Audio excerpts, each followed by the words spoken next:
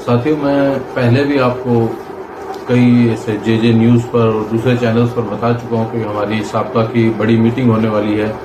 और उसके अंदर डिसाइड किया जाएगा कि आगे की क्या रणनीति रहेगी। तो इसी की जानकारी देने के लिए, और जो हमारे नेशनल एडवाइज़र साहब ने कहा है, क्योंकि वो उनका भाषण पंजाबी में है, वो मेरे इस वीडियो के बाद मैं आगे अटैच करूँगा ताकि आप उसे भी सुन सकते हैं। जो लोग पंजाबी अच्छी तरह से समझना चाहते हैं, उसको देखना चाहते हैं, सुनना चाहते हैं, उनको तो वो भी सुन सकते हैं। तो ये जो मीटिंग थी हमारी, ये 30 मार्च 2024 को तरन तारण में हुई है, जिसके के अंदर सारी की सारी साबका सैनिक संघर्ष कमेटी के मेंबर्स तथा जो भी अलायंस एसोसिएशंस हैं जो हमारे साथ सपोर्ट कर रही हैं साबका सैनिक संघर्ष कमेटी को, उन सभी के नुमाइंदे वहां पर इकट्ठा हुए थे। और उस मीटिंग का मेन जो मकसद था वो ये था कि जो हमारा 1 साल से ऊपर हो चुका था धरने को, जिससे कि हमने 17 मार्च को हटा लिया था, क्योंकि चुनाव संहिता लग गई थी और हमें देश के कानून को तो पालन करना ही करना है, तो इसलिए उससे हम अलग हो नहीं सकते थे। तो इसलिए हमने अपना धरने को अस्थायी रूप पर जो है अभी हटा लिया है और इसके ऊपर डिटेल में पूरा डिस्कशन हुआ। सभी जितने भी साथी थे कि हमारी क्या कमजोरियां रही और क्या हमारे प्लस पॉइंट्स थे और हमें किन चीज़ों पे इम्प्रूव करना है या किन चीज़ों पे और ज़्यादा इम्प्रूव करना है। जो कि अच्छी चल रही थी उन्हें और अच्छे तरीके से हमने चलाना है, क्योंकि कई लोगों ने हमारे रास्ते में रोड़ा अटकाने की कोशिश की, कभी चंदे को लेकर, कभी किसी को। और अब जब से हमने धरना बंद किया है 17 मार्च से, तो 20 तारीख से तकरीबन जो भी हमारे खिलाफ बहुत ज़्यादा प्रोपेगेंडा कर रहे थे और अपनी एकजुटता दिखा रहे थे, वो लोग खुद ही एक दूसरे को ऊपर अब कीचड़ उछाल रहे हैं। हम चुप रहे, हम ज़्यादा बोले नहीं, किसी से बहसबाजी नहीं की। कई यूट्यूबर हैं दीवान सिंह जैसे, जिन्होंने बहुत कुछ लिखा कि ये चंदा खा गया, वो चंदा खा गया, जबकि वो खुद जंतर मंतर पर नहीं आए और अब रो रहे हैं कि मैंने 20,000 रुपये वॉइस ऑफ एक्स सर्विसमैन को दे दिया। इस तरीके की बातें चलती रहेंगी, ये हमारा मकसद नहीं है इसके ऊपर ज़्यादा डिस्कस करना और ऐसे लोगों को अपना प्लेटफॉर्म देना ताकि उनको लोग जान सकें। हमारा कतई मकसद नहीं रहेगा और ना ही हम चाहते हैं कि ऐसे नेगेटिव लोग और ऐसी नेगेटिविटी को हम अपने आसपास भी फटकने दें। तो साथियों, जो मीटिंग थी उसके अंदर पूरी डिटेल के अंदर बातचीत हुई सभी साथियों के साथ, जो भी स्टेक होल्डर कह सकते हैं इस धरने में भी, और पूर्व सैनिकों का जो संघर्ष चल रहा है हमारा पिछले कई सालों से, उसके अंदर भी वो साथी रहे हैं, कई सालों से हैं हमारे साथी। और उसके अंदर जो धरना हमारा चला है उसके ऊपर बातचीत हुई है और क्यों हटाना पड़ा ये सबको पता है, आचार संहिता के कारण हटाना पड़ा। और ये धरना तब तक हमने स्थगित करके रखा है जब तक कि नई सरकार अपना कार्यभार संभाल नहीं लेती है, यानी कि नए प्रधानमंत्री महोदय का जब तक कि शपथ ग्रहण नहीं कर लेते हैं तब तक के लिए ये धरना जो है जंतर मंतर का हमने अस्थायी रूप पे बंद करके रखा हुआ है। इसके बाद में जो हम पहले भी कई बार अनाउंस कर चुके हैं, काफी 2-4 महीनों से हम अनाउंस कर रहे हैं कि हमारे 2 साथी जो हैं, हमारे प्रधान, राष्ट्रीय प्रधान जो हैं, राष्ट्रीय अध्यक्ष सूबेदार प्रगट सिंह जी वयोवृद्ध हैं, 95 वर्ष के आसपास के हैं और वो प्रधानमंत्री मोदी के अगेंस्ट खड़े होंगे। और हमारे जो जनरल सेक्रेटरी हैं, वार डिसेबल्ड हैं, नायक हरपाल सिंह, वो रक्षा मंत्री के अगेंस्ट खड़े होंगे, राजनीतिक के अगेंस्ट खड़े होंगे। इसके ऊपर काफी डिटेल में चर्चा हुई है हमारी उस मीटिंग के अंदर। और हमने अपने मतलब एक चीज होती है कि किसी के भी आगे जाके खड़े हो जाओ, क्या है उसमें, नहीं, हमने पूरा डिटेल में अपनी जो स्ट्रेंथ्स हैं, जो वीकनेसेस हैं, जो कमजोरियां हैं, उसके ऊपर डिस्कस किया। और ये भी नोट लिया कि जब देश का फाइनेंस मिनिस्टर, देश की जो फाइनेंस मिनिस्टर हैं, उन्होंने घोषणा कर दी कि मेरे पास पैसा नहीं है, जिन्होंने कि हजारों हजार करोड़ के जो हैं इलेक्ट्रल बॉन्ड रिलीज किए हैं, वो खुद कह रही है कि मेरे पास पैसा नहीं है कि इलेक्शन लड़ सकूं। जो हजारों हजार करोड़ रुपए अपनी पार्टी को दिला चुकी हैं, वो ऐसा कह रही हैं कि उनके पास पैसा नहीं है। तो हम लोग तो अपनी 20,000, 50,000, 40,000 पेंशन के ऊपर जिंदा रहने वाले लोग हैं। हम इतना लॉजिस्टिक्स, एडमिनिस्ट्रेटिव काम जो हैं और मूवमेंट, ये सब इतना ज़्यादा नहीं कर पाएंगे। तो इसीलिए वहां पर सभी साथियों का जो समर्थन था और सभी ने यही बात कही कि हमें सोच समझकर आगे कदम बढ़ाना चाहिए। तो अंत में जो था वो ये फैसला निकला, सबने इसे माना और मंजूरी भी दी। जो जॉइंट एक्शन कमेटी पंजाब है हमारी, उसने भी, जिसके कि सूबेदार मेजर हरदीप सिंह हैं अध्यक्ष, उन्होंने तथा उनके साथी जो बाकी के लोग हैं सभी ने इसका सपोर्ट किया और ये फैसला लिया गया कि सूबेदार प्रगट सिंह जी जो हैं वो वाराणसी से हमारे प्रधानमंत्री जो हैं नरेंद्र मोदी, उनके अगेंस्ट खड़े होंगे चुनाव के अंदर और हमारा पूरा का पूरा जोर वहीं पर लगेगा। हम दो जगह पर अपनी शक्ति को बांटेंगे नहीं। तो इसलिए हरपाल सिंह जी को जो है थोड़ा सा रुकने को के लिए कहा गया है कि आगे देखा जाएगा, क्योंकि वो सबसे ज्यादा जोश में रहते हैं, हमारे जनरल सेक्रेटरी, वही हमको आगे भी लेके चलते हैं। तो उनसे कहा गया है कि थोड़ा रुकने के लिए इस समय जो है प्रगट सिंह जी को ही हम आगे रखेंगे और वो जो है हम सभी लोग उसके अंदर चुनाव के अंदर उनकी सहायता करेंगे, उनके साथ जाएंगे, कंट्रीब्यूट करेंगे। आप लोगों से भी कहेंगे कि उनके लिए कंट्रीब्यूट करें। अगर कोई नंबर वगैरह साबका सैनिक संघर्ष कमेटी देगी, अकाउंट नंबर या प्रगट सिंह जी का अकाउंट का नंबर हो, जैसा भी होगा, जो भी होगा वो आगे देखा जाएगा, उसके बारे में आप लोगों को सूचित भी किया जाएगा। आपकी भी सहायता की बहुत जरूरत पड़ेगी। और एक बात यहाँ पर मैं राष्ट्रीय प्रवक्ता होते हुए ऐड करना चाहूंगा, जो कि शायद वहां पर नहीं हो पाई थी, वो ये है कि हम इस चुनाव के दौरान जरूर देखेंगे कि हमारे कितने पूर्व सैनिक किस तरीके से हमारे, क्योंकि हम लड़ रहे हैं पूर्व सैनिकों के लिए, अपने लिए नहीं। हम चुनाव वगैरह भी किसी और के लिए नहीं लड़ रहे हैं। ये सिर्फ एक हमारा रोष व्यक्त करने का तरीका है जिसके कारण हम चुनाव लड़ रहे हैं। तो हम जरूर देखेंगे कि हमारे कितने पूर्व सैनिक भाई हमारी मदद के लिए वहां पहुंचते हैं, या जो वहां रहते हैं पूर्व सैनिक वो हमारी कितनी मदद करते हैं। क्योंकि हमारा शुरू से हमने कहा है कि जो पूर्व सैनिकों का मुद्दा है वो अलग रहना चाहिए और हमारी जो पॉलिटिक्स और पार्टी लाइन्स हैं वो अलग रहनी चाहिए। तो इस समय ये मुद्दा पूरा का पूरा जो है पूर्व सैनिकों का है, और जो हमारे साथी वाराणसी या उसके आसपास के क्षेत्रों में, उस चुनाव क्षेत्र के अंदर कहीं भी रहते हैं, वो हमारी किस तरह से मदद कर सकते हैं, और बाकी देश भर के जो पूर्व सैनिक हैं वो कितना आगे बढ़ के हमारी मदद करते हैं। इसी के ऊपर डिपेंड करेगा कि हम नई सरकार आने पर क्या हमें अगर सपोर्ट नहीं मिलती है आपकी तरफ से या कुछ इस प्रकार से होता है, तो क्या हमें वहां जाके बैठना चाहिए फिर से धरने पर?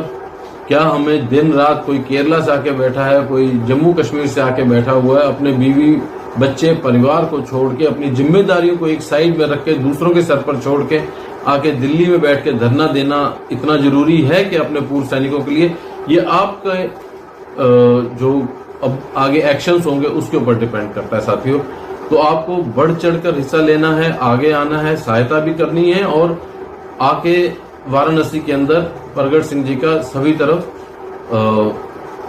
कन्वेंसिंग भी करनी है, उनका प्रचार भी करना है। अब बात आती है कि हम चुनाव क्यों लड़ रहे हैं, ये बहुत लोग पूछेंगे भी, क्योंकि सभी लोग ऐसा इल्जाम लगा रहे हैं कि हम राजनीति करना चाहते हैं। तो राजनीति सिर्फ एक जगह से नहीं होती।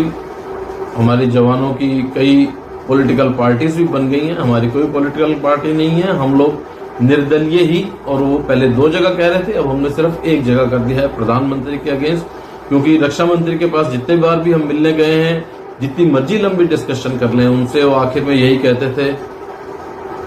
कि वो करेगा तो होगा, मेरे हाथ में कुछ नहीं है। तो वो जो है उनके अगेंस्ट ही हम चुनाव लड़ेंगे। और मेन मुद्दा जो है हमारा मुख्य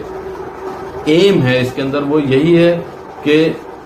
इतने आजादी के बाद इतने सालों से जो इन ऑफिसर हेडेड एसोसिएशंस ने, हमारे साथ भी अभी 1 साल के अंदर जो इन ऑफिसर एसोसिएशंस के जो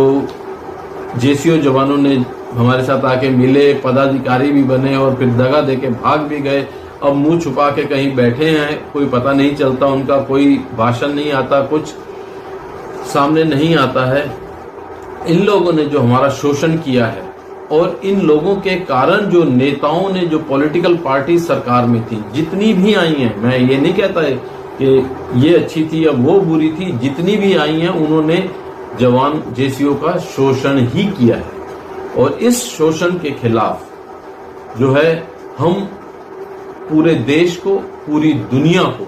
क्योंकि आपने देखा होगा 13 महीने के अंदर बिल्कुल भी सरकार की तरफ से बैन था कि सोशल मीडिया के अलावा जो नेशनल मीडिया है वो हमारे पास फटका तक नहीं, ना अखबारें, ना अपने दूसरे चैनल्स के ऊपर जो उनके न्यूज चैनल्स हैं टीवी वगैरह के, कहीं से भी रेडियो के ऊपर कहीं भी हमारी न्यूज को नहीं दिखाने दिया गया, मतलब एक तरह से ब्लॉक करके रखा गया। लेकिन जब हम चुनाव में उतरेंगे तब हम हर चीज, हमारे साथ क्या क्या गद्दारियां की गई हैं, हमारे धरने को कैसे तोड़ने की कोशिश की गई, कैसे हमारे बीच में अपने बंदे घुसाए गए और उन्होंने फिर धरने को तोड़ा, गद्दारी करके भागे, पैसा लेके भागे, ये सब बातें देश को और दुनिया को इसी मंच से जब हम चुनाव के लिए उतरेंगे, वहां पर जहां जहां प्रधानमंत्री भाषण देके जाएंगे या इन लोगों का कोई भी सरकार की जो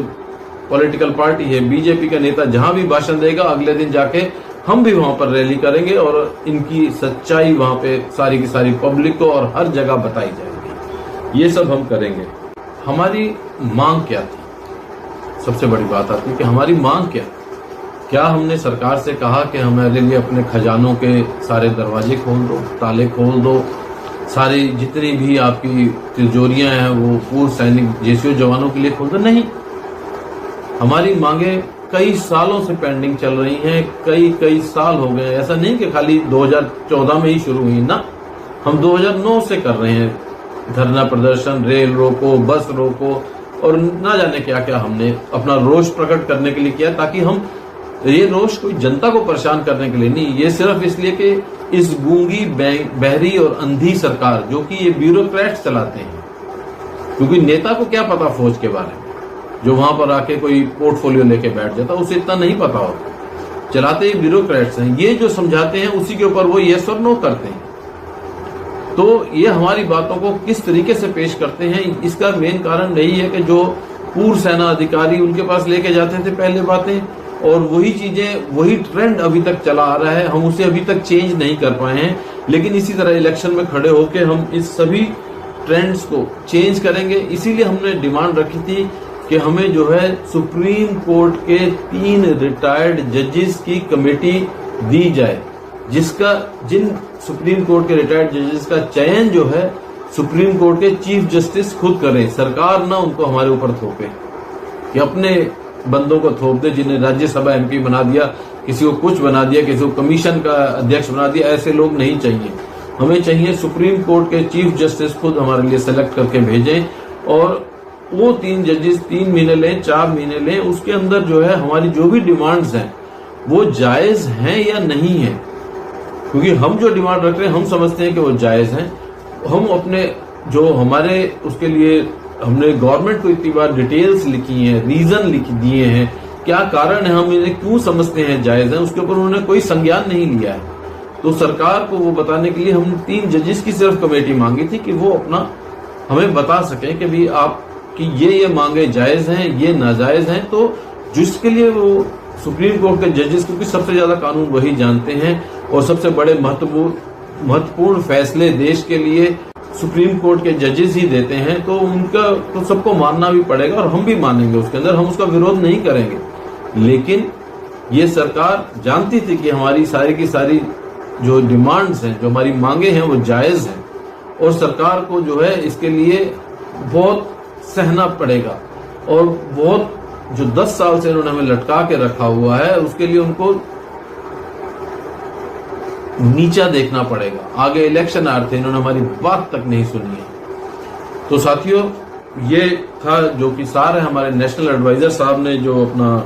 भाषण दिया है मीटिंग के बाद, 30 अप्रैल की मीटिंग के बाद, उसका जिसे कि मैंने हिंदी में अनुवाद भी कह सकते हैं, और कुछ मैंने अपना नेशनल स्पोक्स पर्सन होते हुए अपना भी ऐड किया है, जो कि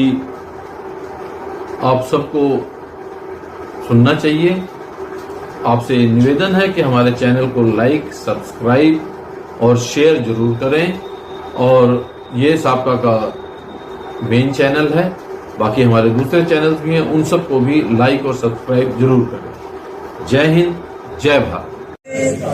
साबका सैनिक संघर्ष कमेटी दी और अलायंस जथेबंदियां की एक स्पैशल मीटिंग की है गुरुद्वारा तरनताਰਨ ਸਾਹਿਬ विखे। साडा जो मेन एजेंडा है, असीं जो 20 फरवरी को जंतर मंतर का धरना चल रहा ਉਹਦੇ ਬਾਰੇ ਵਿਚਾਰਾਂ ਕੀਤੀਆਂ ਨੇ ਔਰ ਚੋਣ ਜਾਬਤਾ ਲੱਗਣ ਦੇ ਕਾਰਨ ਅਸੀਂ ਉਹ ਧਰਨਾ ਅਸਥਗਿਤ ਕੀਤਾ, ਪੋਸਟਪੋਨ ਕੀਤਾ। ਜੁਲਾਈ ਦੇ ਵਿੱਚ ਫਿਰ ਦੁਬਾਰਾ ਜਿਹੜਾ ਵਾ ਕੋਈ ਵੀ ਸਰਕਾਰ ਆਉਂਦੀ ਆ ਕਿ ਆਪਾਂ ਦੁਬਾਰਾ ਜਿਹੜਾ ਸੰਘਰਸ਼ ਨੂੰ ਕੰਟੀਨਿਊ ਰੱਖਾਂਗੇ। ਉਹਦੇ ਵਿੱਚ ਜੋ ਵੀ ਅਸੀਂ ਧਰਨੇ ਦੇ ਦੌਰਾਨ ਜੋ ਅਸੀਂ ਅਨਾਉਂਸ ਕੀਤਾ ਸੀਗਾ ਕਿ ਅਸੀਂ ਮੋਦੀ ਦੇ ਅਗੇਂਸਟ, ਅਸੀਂ ਰਾਜਨਾਥ ਦੇ ਅਗੇਂਸਟ ਇਲੈਕਸ਼ਨ ਲੜਾਂਗੇ। ਸਾਡੇ ਬਾਪੂ ਪ੍ਰਗਟ ਸਿੰਘ ਜੀ, ਸਾਡੇ ਨੈਸ਼ਨਲ ਪ੍ਰਧਾਨ ਜਨਰਲ ਸੈਕਟਰੀ ਜਿਹੜੇ ਹਰਪਾਲ ਸਿੰਘ ਜੀ ਆ, ਉਹ ਰਾਜਨਾਥ ਜੀ ਦੇ ਅਗੇਂਸਟ ਇਲੈਕਸ਼ਨ ਲੜਨਗੇ। ਲੇਕਿਨ ਅੱਜ ਦੀ ਮੀਟਿੰਗ ਦੇ ਵਿੱਚ ਸਾਂਝੇ ਤੌਰ ਤੇ ਸਭ ਅਲਾਇੰਸ ਜਥੇਬੰਦੀਆਂ ਦੀ ਸਲਾਹ ਮਸ਼ਵਰਾ ਦੇ ਬਾਅਦ ਅਸੀਂ ਇਸ ਛਿੱਟੇ ਤੇ ਪਹੁੰਚੇ ਆ ਕਿ ਸਾਨੂੰ ਜਿਹੜਾ ਵਾ ਦੋ ਜਗ੍ਹਾ ਨਾ ਇਲੈਕਸ਼ਨ ਲੜ ਕੇ ਇੱਕ ਹੀ ਜਗ੍ਹਾ ਤੋਂ ਇਲੈਕਸ਼ਨ ਲੜਨੀ ਚਾਹੀਦੀ ਆ। ਉਹ ਹੈ ਬਨਾਰਸ ਤੋਂ ਪ੍ਰਾਈਮ ਮਿਨਿਸਟਰ ਮੋਦੀ ਦੇ ਅਗੇਂਸਟ ਅਸੀਂ ਆਪਣਾ ਜਿਹੜਾ ਸਾਡਾ ਨੈਸ਼ਨਲ ਪ੍ਰਧਾਨ ਹੈ ਸੂਬੇਦਾਰ ਪ੍ਰਗਟ ਸਿੰਘ, ਉਹ ਉੱਥੋਂ ਇਲੈਕਸ਼ਨ ਲੜਨਗੇ। ਤੇ ਜਿਹੜਾ ਰਾਜਨਾਥ ਦੇ ਅਗੇਂਸਟ ਇਲੈਕਸ਼ਨ ਲੜਨ ਦਾ ਜਿਹੜਾ ਸਾਡਾ ਫੈਸਲਾ ਸੀਗਾ ਉਹਨੂੰ ਅਸੀਂ ਵਾਪਸ ਲਿਆ। ਔਰ ਪੂਰੇ ਜਥੇਬੰਦੀਆਂ ਜਵਾਨ ਸਾਬਕਾ ਸੈਨਿਕ ਸੰਘਰਸ਼ ਕਮੇਟੀ ਦੀ ਲੀਡਰਸ਼ਿਪ ਔਰ ਅਲਾਇੰਸ ਜਥੇਬੰਦੀਆਂ ਔਰ ਪੰਜਾਬ ਦਾ ਜਿਹੜਾ ਸਾਡਾ ਜੁਆਇੰਟ ਐਕਸ਼ਨ ਕਮੇਟੀ ਬਣੀ ਹੈ ਜਿਹਦੇ ਪ੍ਰਧਾਨ ਸੁਖਰਾਮ ਤੇ ਹਰਦੀਪ ਸਿੰਘ ਰੰਧਾਵਾ ਵਾ, ਇਹਨਾਂ ਦੀ ਸਹਿਮਤੀ ਨਾਲ ਪੂਰੀਆਂ ਅਲਾਇੰਸ ਜਥੇਬੰਦੀਆਂ ਦੀ ਸਹਿਮਤੀ ਨਾਲ ਅਸੀਂ ਇਸ ਸਿੱਟੇ ਤੇ ਪਹੁੰਚੇ ਹਾਂ ਕਿ ਅਸੀਂ ਪ੍ਰਾਈਮ ਮਿਨਿਸਟਰ ਮੋਦੀ ਦੇ ਅਗੇਂਸਟ ਇਲੈਕਸ਼ਨ ਲੜਾਂਗੇ। ਸਾਡਾ ਮੇਨ ਮਕਸਦ ਇਲੈਕਸ਼ਨ ਲੜਨ ਦਾ ਇਹ ਹੀ ਹੈ, ਕੋਈ ਰਾਜਨੀਤੀ ਨਹੀਂ ਕਰਨ ਦਾ ਮਕਸਦ ਹੈ, ਕੋਈ ਸਾਨੂੰ ਇਲੈਕਸ਼ਨ ਜਿੱਤਣ ਦਾ ਮਤਲਬ ਨਹੀਂ ਹੈ। ਸਾਡਾ ਮੇਨ ਕੇਵਲ ਤੇ ਕੇਵਲ ਇੱਕ ਹੀ ਸਾਡਾ ਮਕਸਦ ਹੈ ਕਿ ਅਸੀਂ ਜਿਵੇਂ ਕਿ ਬਨਾਰਸ ਦੇ ਵਿੱਚ 19 ਦੇ ਵਿੱਚ ਤੇਜ ਬਹਾਦਰ ਨੂੰ ਖੜਾ ਕੀਤਾ ਸੀਗਾ, ਅਸੀਂ ਇੱਕ ਸੰਦੇਸ਼ ਦੇਣਾ ਚਾਹੁੰਦੇ ਹਾਂ ਉਹਨਾਂ ਅਫਸਰ ਹੈਡ ਸੰਸਥਾਵਾਂ ਨੂੰ, ਉਹਨਾਂ ਅਧਿਕਾਰੀਆਂ ਨੂੰ ਜਿਨ੍ਹਾਂ ਨੇ ਸਾਡਾ ਸਰਕਾਰਾਂ ਨਾਲ ਮਿਲ ਕੇ ਸ਼ੋਸ਼ਣ ਕੀਤਾ ਔਰ ਉਹਨਾਂ ਸਰਕਾਰਾਂ ਨੂੰ ਜਿਨ੍ਹਾਂ ਨੇ ਸਾਡਾ ਅਧਿਕਾਰੀਆਂ ਦੇ ਕਹਿਣ ਦੇ ਉੱਤੇ ਸ਼ੋਸ਼ਣ ਕੀਤਾ ਹੈ। ਅਸੀਂ ਉਹ ਇੱਕ ਸੰਦੇਸ਼ ਦੇਣਾ ਚਾਹੁੰਦੇ ਹਾਂ ਕਿ ਅਸੀਂ ਜਵਾਨ, ਸਾਡਾ ਇੱਕ ਸੂਬੇਦਾਰ ਸਾਹਿਬ ਜਾਂ ਇੱਕ ਜਵਾਨ ਉਹ ਵੀ ਇਸ ਕਾਬਲ ਹੈ ਕਿ ਪ੍ਰਾਈਮ ਮਿਨਿਸਟਰ ਦੇ ਅਗੇਂਸਟ ਇਲੈਕਸ਼ਨ ਲੜੇਗਾ। ਅਸੀਂ ਇੱਕ ਸੰਦੇਸ਼ ਦੇਣਾ ਚਾਹੁੰਦੇ ਹਾਂ ਆਮ ਪਬਲਿਕ ਨੂੰ, ਪੂਰੇ ਦੇਸ਼ ਵਾਸੀਆਂ ਨੂੰ, ਪੂਰੇ ਇੰਟਰਨੈਸ਼ਨਲ ਲੈਵਲ ਤੇ ਅਸੀਂ ਇੱਕ ਸੰਦੇਸ਼ ਦੇਵਾਂਗੇ ਕਿ ਸਾਡੇ ਨਾਲ ਕਿੱਥੇ ਕਿੱਥੇ ਵਧੀਕੀਆਂ ਹੋਈਆਂ ਨੇ, ਕੀ ਅਨਜਸਟਿਸ ਹੋਈ ਹੈ। ਅਸੀਂ ਇੱਕ ਸਾਲ ਤੋਂ ਉੱਪਰ ਵੀ ਜੰਤਰ ਮੰਤਰ ਧਰਨੇ ਤੇ ਬੈਠੇ ਆ, ਸਾਡੀ ਕੋਈ ਸੁਣਵਾਈ ਨਹੀਂ ਹੋਈ। ਕੇਵਲ ਤੇ ਕਿ ਸਾਡੀ ਇੱਕ ਛੋਟੀ ਸੀ ਮੰਗ ਸੀਗੀ ਕਿ 3 ਰਿਟਾਇਰ ਜੱਜਾਂ ਦੀ ਕਮੇਟੀ ਬਣਾਈ ਜਾਵੇ, ਉਹ ਵੀ ਸਰਕਾਰ ਨੇ ਜਿਹੜਾ ਵਾ ਉਹਦੇ ਤੋਂ ਆਨਾਕਾਨੀ ਕੀਤੀ ਹੈ। ਤੇ ਅਸੀਂ ਰੋਸ ਵਜੋਂ ਜਿਹੜਾ ਵਾ ਇਹ ਸਟੈਪ ਲੈ ਰਹੇ ਹਾਂ ਕਿ ਅਸੀਂ ਇਲੈਕਸ਼ਨ ਦੇ ਵਿੱਚ ਜਾ ਰਹੇ ਹਾਂ। ਫਿਰ ਮੈਂ ਦੁਬਾਰਾ ਕਹਿ ਦੇਣਾ ਚਾਹੁੰਦਾ, ਸਾਡਾ ਕੋਈ ਰਾਜਨੀਤੀ ਕਰਨ ਦਾ ਮਕਸਦ ਨਹੀਂ ਹੈ, ਅਸੀਂ ਕਿਸੇ ਪੋਲੀਟੀਕਲ ਪਾਰਟੀ ਦੇ ਨਾਲ ਨਹੀਂ ਜਾਵਾਂਗੇ। ਅਸੀਂ ਇੰਡੀਪੈਂਡੈਂਟ ਆਪਣੇ ਬਲਬੂਤੇ ਦੇ ਉੱਤੇ ਇੱਕ ਇਲੈਕਸ਼ਨ ਦੇ ਵਿੱਚ ਜਾ ਰਹੇ ਹਾਂ ਤੇ ਪੂਰੇ ਦੇਸ਼ ਵਾਸੀਆਂ ਨੂੰ ਸੰਦੇਸ਼ ਦੇਵਾਂਗੇ ਕਿ ਸਾਡੇ ਨਾਲ ਧੋਖਾ ਹੋਇਆ। ਸਾਬਕਾ ਸੈਨਿਕ ਸੰਘਰਸ਼ ਕਮੇਟੀਆਂ ਦਾ ਲਾਇੰਸ ਜਿੰਦਾਬਾਦ, ਸਾਬਕਾ ਸੈਨਿਕ ਸੰਘਰਸ਼ ਕਮੇਟੀਆਂ ਦਾ ਲਾਇੰਸ ਜਿੰਦਾਬਾਦ।